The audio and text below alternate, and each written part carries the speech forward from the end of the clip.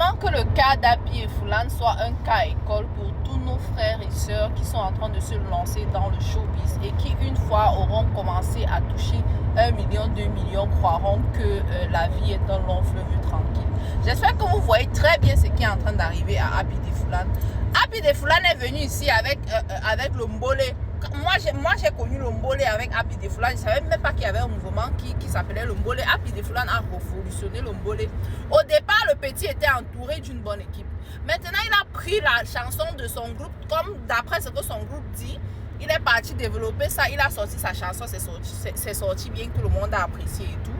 Malgré ça, il a commencé à se détacher de l'équipe avec laquelle il travaillait depuis le départ, jusqu'à se retrouver avec les mauvaises personnes. Voilà, Happy et Foulane, j'entends dire qu'Aibolo va là-bas.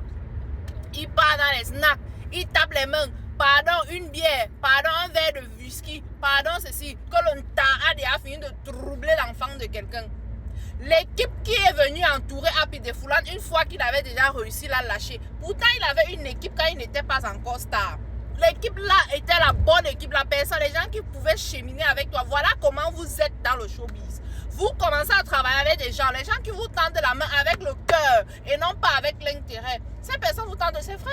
À un moment dans la vie, on a besoin de se détacher pour se faire. Mais pas que tu te défais des personnes qui t'ont fait juste dans l'intérêt de gagner quelques millions en plus, en fait. À un moment donné, moi, ce que je pense, c'est que dans la vie, la loyauté vaut beaucoup plus que l'argent.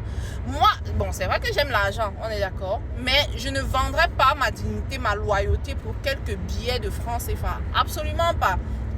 Happy et Foulane, le moment où il est venu faire le doigt d'honneur aux artistes camerounais, genre il est le meilleur artiste camerounais, sûrement c'était déjà touché là-dedans. Mais c'est certainement parce que une fois il s'est assis avec 2-3 personnes qui lui ont fait comprendre que Happy et Foulane, sans Happy et Foulane, la musique camerounaise n'avait pas de sens. C'est vrai qu'il a révolutionné le Mbolé camerounais, mais ça lui donnait pas le droit de se comporter de cette manière. Et je le comprends, il était jeune, il avait juste besoin, comme je disais tantôt, d'une équipe qui va le suivre avec le cœur et pas avec l'intérêt. Parce que quand une fois qu'on met l'intérêt avant la personne, tu vas arriver là dehors, ils sont capables de tout faire en fait. Ils sont même capables, genre un faiseur de spectacle à l'étranger vient dire que bon, Happy, je te donne telle somme pour que tu viennes, en plus de chanter, tu vas d'abord chanter la chanson dans la chanson derriéristique, portail arrière. Ils vont être capables de te mettre devant. Le plus important est qu'ils rentrent avec de l'argent. Et surtout que ce n'est pas eux qui subissent en fait. C'est vous les jeunes qui allez subir. Faites très attention. Quand vous voyez, on est sur la toile là, chacun connaît son niveau. Vous venez toujours là, vous voulez que les gens vous vendent le rêve. Quand vous me voyez avec ma perruque comme ça, hey ma, donc tu es sur les réseaux, chaque jour, va porter. Maman, on a les mêmes problèmes dans la vie. Cherchez toujours à copier sur les personnes qui vont vous dépasser. Voilà. Que le cas d'Happy et Foulane soit un cas école. Prenons un simple exemple. Ouais, Béro, je n'avais même pas trop parti. Vous voyez ma petite soeur Rosine. À un moment donné, elle est partie un peu se coller à Yaoundé, Douala, Ngaoundé, Rébé-toi. Elle a senti que dans les doigts là, il y avait pas. Heureusement que la tête est sur les épaules quand même. C'est une petite qui est intelligente. Elle s'est calmée seule. Maintenant, elle est revenue avec son équipe de base. Quand elle a fait son film, c'est son équipe de base qui a travaillé sur son projet. Et sûrement, on y a mis le cœur. Je n'y étais pas. Si j'étais là, je pouvais même venir là-bas pour laver les assiettes sur son plateau. Parce que je le fais avec le cœur. Parce que c'est ma petite soeur et que je veux la voir réussir en fait. Vous comprenez? Par contre, il y a des gens qui vont venir dans sa vie aujourd'hui parce qu'elle a 4 millions d'abonnés. Parce qu'elle sur Facebook, sur TikTok, si on ne l'avait pas piraté sur Facebook, elle serait déjà dans les 2-3 millions aujourd'hui. Vous voyez. Donc, je disais tantôt, concentrez-vous sur les personnes qui vous veulent du bien. C'est vrai. Oh, 250, j'ai 250 millions en banque, je fous quoi le bar. Papa, où sont les 250 millions aujourd'hui?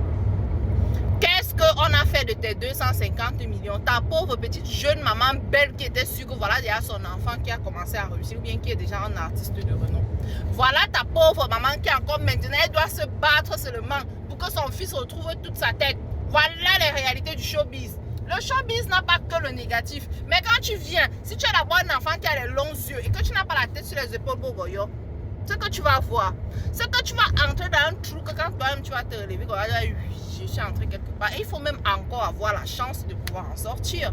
Donc faites très attention. Quand vous voulez vous approcher du showbiz, que ce soit du blogging, du vlogging, de la musique, de l'art,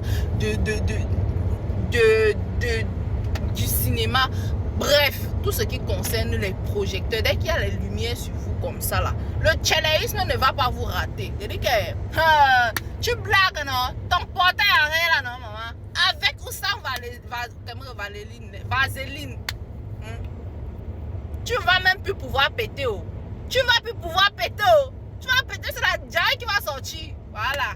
Concentrez-vous bien.